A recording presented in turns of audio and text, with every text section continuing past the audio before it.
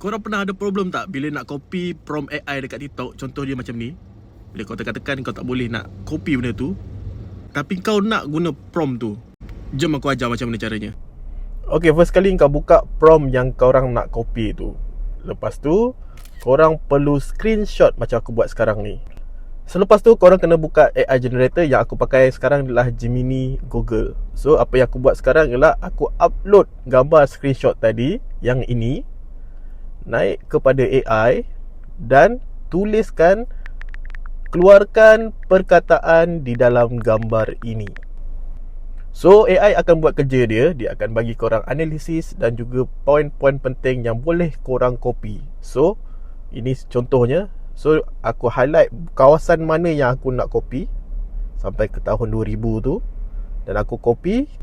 Seterusnya korang kena upload gambar korang yang nak di AI kan tu. Selepas tu copy paste ke arahan kepada AI, dan AI akan buat kerja dia. Baiklah, saya akan mencuba mengedit bla bla bla bla bla. Foto anda pling, siap. So jadi macam ni. Kalau video ni bermanfaat, jangan lupa untuk like, komen dan share dan save video ni.